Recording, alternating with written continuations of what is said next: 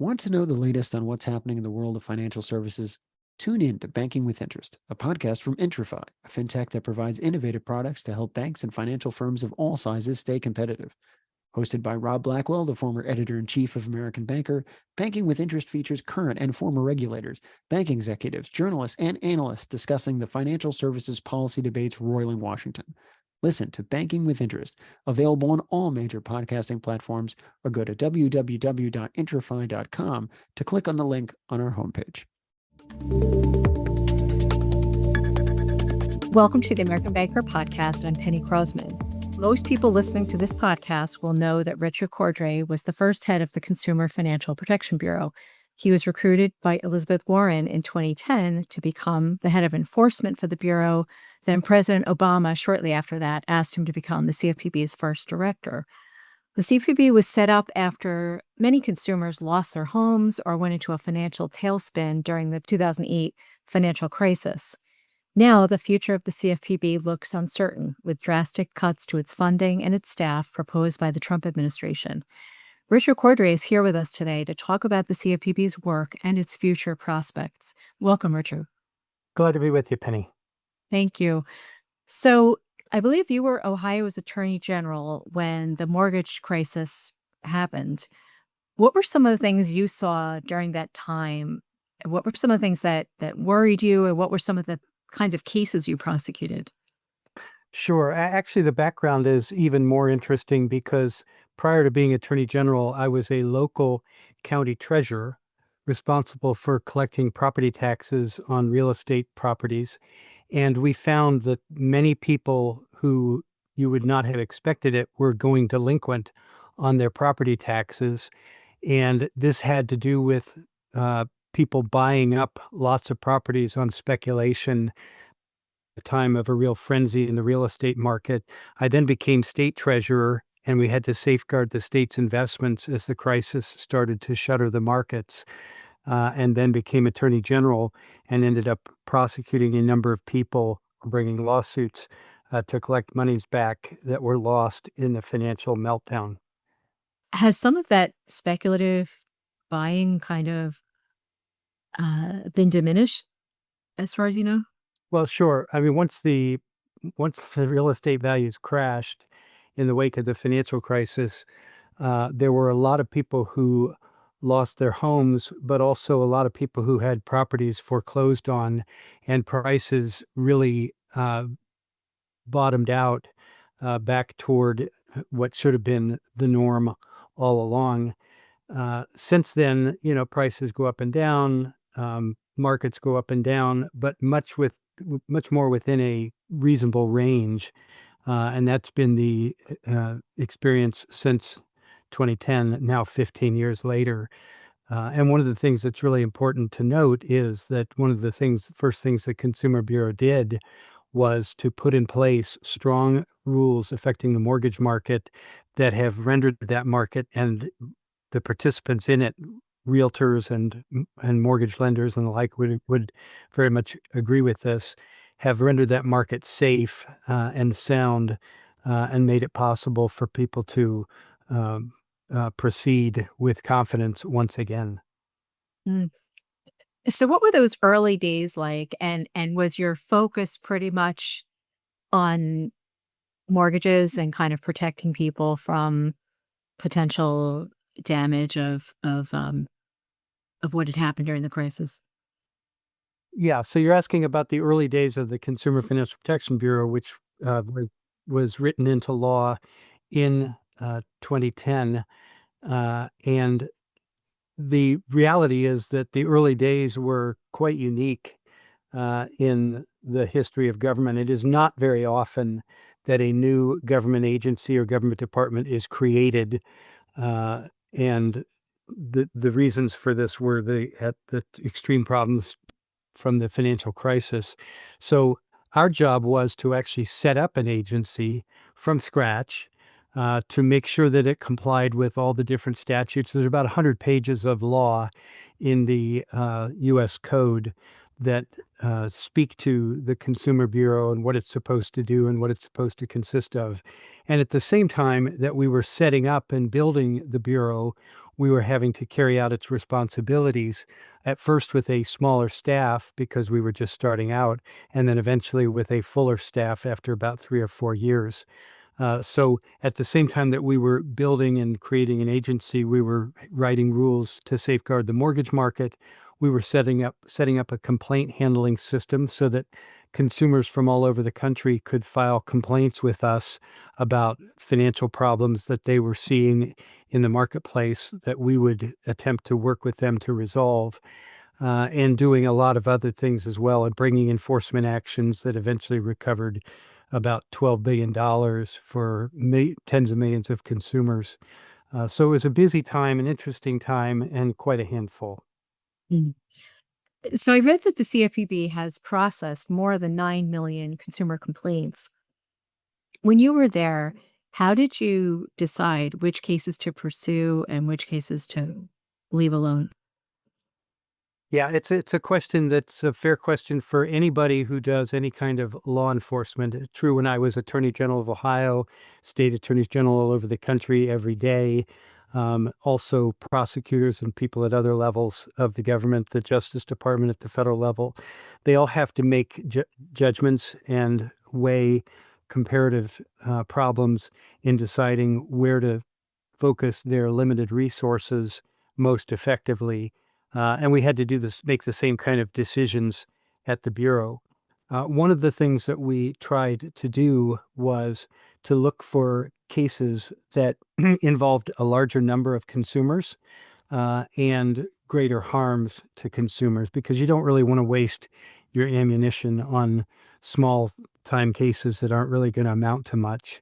You want the cases with precedential value where you're going to clean up a problem that's going to affect potentially tens of thousands, hundreds of thousands, or even millions of people. That makes sense.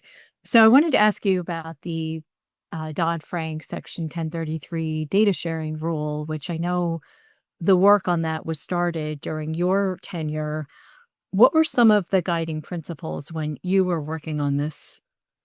Yeah, the 1033 rule that you're asking about is actually quite an important measure. It's one that Congress specified and identified as important enough to require the Bureau to write a rule about it. So it's mandatory. That's in the statute. We started working on that, which meant, first of all, gathering information about the marketplace so that we could write a rule that would make sense. It's a fairly complex area. And the issue there is consumer data. So, for example, you and I, Penny, we're consumers. Everybody listening to this podcast is a consumer. And over time, there are various financial data that you leave in your wake. How you use your bank account, whether you have a mortgage, whether you pay it down and end up perhaps paying it off, how you use your credit cards, what kind of bills you amass, what kind of payments you make. All of those things are important data, and they're valuable data because they speak to the history of your consumer behavior and help predict the future of your consumer behavior and help people target and tailor products that might be of use to you. One of the important principles, I think the most important principle behind the 1033 rule, is that consumer data, although it's compiled by financial institutions that provide these products, does very much belong to the consumer as well. And the consumer should have say over what is done with that data, and certainly should have right of access to that data because it's about them. It's not about anybody else. It's very personal financial data. And if they want to use it for various purposes, if they want to direct it to certain companies for potentially producing products that will serve them, they should have every right to do that. And that was something that we wanted to establish with the 1033 rule, and is somewhat contested today. Yes, many aspects of it are contested. So if you were put in charge of rewriting it today, what are some things that you might include or not include? So the 1033 rule was actually finally adopted after quite a bit of work was done over a number of years, quite a lot of data gathering and assessment. It was finally adopted by the Consumer Financial Protection Bureau late in the year 2024, so just last year. And the rule that was adopted, I think, was a pretty good rule. It didn't try to be prescriptive about every nuance and every detail of how consumer data would be handled.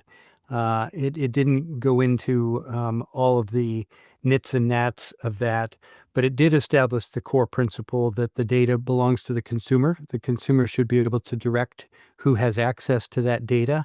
And it's a pretty good rule. There are more things that could be done with it, certainly. But what happened to that rule, as you know, and your listeners may not, is that it was challenged in court by some of the banks who didn't like the notion that they wouldn't have control of that data, and was also revisited by the new leadership of the Consumer Financial Protection Bureau in 2025 under the Trump administration, who walked back the rule and were on the way to rescinding the rule. That then caused a huge ruckus because there are a lot of entities that have an interest in this rule. It's one of the interesting rules because it actually helps support consumers to give them control over their data.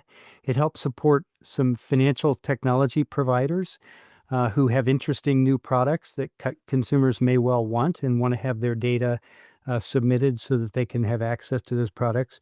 And it affects banks.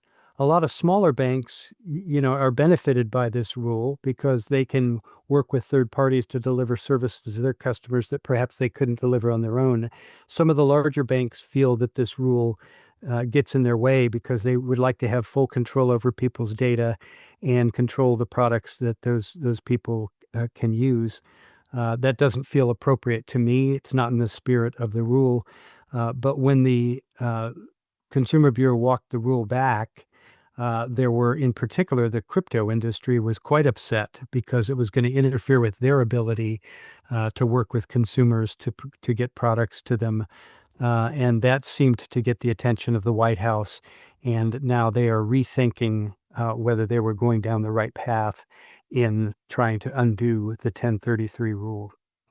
Yes. And I think another thing the banks didn't like was that I believe the rule did not allow them to charge the data aggregators anything for the customer data that they were sharing. And of course, we've started to see banks start to charge fees of the data aggregators. What do you think about that development? Yeah, here's what I would say about that. The banks want to charge for the data, even though they want to charge consumers for the data that is about the consumer, about me and you. That is very possibly, in many cases, an excuse for blocking consumers from using the data for purposes they want to use it for, because if you charge a high enough price, it's going to not be really accessible to people or not be economical. If you're going to charge just a very minimal cost of keeping the data, which is something banks actually do anyway, usually free of charge. For example, when I have a bank account with them, they're not charging me each month for compiling my data. They're finding it useful to compile it, and so they're doing it for their own purposes, and at times offering me products based on their assessment of what the data shows about my financial needs and wants. But the notion that you should be charged anything more than a minimal cost for access to your data strikes me as really out of the spirit of the entire 1033 statute, which is in the code and seems to me to specify that consumers have rights of access to their data, the right to control their data, and that if they're charged anything for that, it should be minimal enough that it doesn't interfere with their independent thinking about how they want to use their own data for their own financial needs. So I want to ask you about the CFPB today. So the budget bill that President Trump signed in July decreased the CFPB's funding cap by 46% and it referred to a $2 billion expense savings this would be. So that tells me that the CFPB budget would be cut by $2 billion. The administration has also sought to cut the CFPB staff from about 1,700 people to about 200 people, and these staff cuts are being challenged in court. But if the administration succeeds in, severely diminishing the bureau, what would be lost? Well, let me answer that in a couple of ways. First of all, the picture of what the Trump administration is doing with the Consumer Financial Protection Bureau has been pretty muddy since the beginning. But it's been clearly an attitude of great hostility toward the Bureau and what it does for consumers. They seemed entirely intent on shutting the Bureau down entirely, firing all of the employees, and cutting the budget to zero simply because they don't like the Bureau for a variety of reasons that don't really stand up to scrutiny. The fact of the matter is that the Consumer Bureau was created by Congress. It is provided by law. It is in the statute. It is required to do certain things. It is directed to do other things. And this administration is doing something quite extraordinary, which is saying, we understand that that's the law of the land. We understand that this agency is legally mandated to exist, but we're going to do our best to keep it from functioning at all, simply because we don't like it. And that's a very lawless way of proceeding, but it's how the administration has chosen to proceed. Their actions were challenged in court, and once they started being challenged in court, they started to shift their approach and scurry around trying to find a more defensible approach. So instead of cutting all the employees down to zero, they've talked about cutting it back to a bare minimum. They have talked about cutting the budget and, in fact, persuaded the Congress to cut the budget, but not down to zero, as you say, by approximately half, maybe 55% of the budget. Which is enough for the Bureau to function. In the early days, remember, when I was there and we were building the Bureau, we started off with a very small expenditure and a very small number of employees. It wasn't sufficient to do the job that Congress had directed us to do. And over time, we built it up to a much, much larger agency that could handle all of the responsibilities. But somewhere in between, we passed a line that they're going to be at now. And it was sufficient to have several hundred employees and certainly to do a lot of the work that the Bureau was expected to do. And that's where the Congress has now left it. And the question is whether the administration will accept that or whether they're going to continue to insist on the one hand, telling the court that they're doing the bare minimum, but on the other hand, actually trying to gut the Bureau and make it so that it cannot function at all for the next 4 years or perhaps longer if they remain in power. I've heard people say that, well, the Federal Trade Commission and bank regulators could take on the work of protecting consumers from financial harm. What would you say to that argument? Yeah, I've heard that argument made over the years again and again by banks that at times have not liked what the Bureau is doing because it's crimping their style and enforcing the law against them. The reality is that's a decision for Congress to make, and Congress made that decision. Congress in 2010 passed a law that said, we know we have the Federal Trade Commission. We've had it for years. We know we have these other banking agencies. We've had them for years. None of that is sufficient. We need to have an agency that will look out and be focused on protecting the consumer so the consumer is no longer being abused in the marketplace as they are from time to time. And we need a CFPB for that purpose. So anybody can look at it and say, gee, why is that necessary? Because you have these other things. But Congress is the decider on that. Congress has made its decision. It changed the law specifically to create a Consumer Bureau, and with good reason, because the Consumer Bureau has been fulfilling various responsibilities to protect consumers that were not being handled sufficiently or appropriately by those other agencies prior to the CFPB being created. So I want to ask you a little bit about some of the current state of finance today, where one thing that's happening is digital assets and stablecoins are becoming more popular. The market caps of stablecoins are just escalating. What what do you think that means for consumers, and could there be consumers that have buyer's remorse down the road? Like, do you worry about the effect on consumers of that? Sure. There's always reason to worry. Look, the financial marketplace is a fast moving situation. And you have financial products that, unlike physical products, like couches and tables and cars, financial products really are just a matter of terms and uh, money and fees. And they can take various forms and they can shape shift rather quickly. And we've had new products come onto the market, very much over the last 15 years since the Bureau was founded. And before that, you had, credit cards come onto the market. Those didn't exist 100 years ago.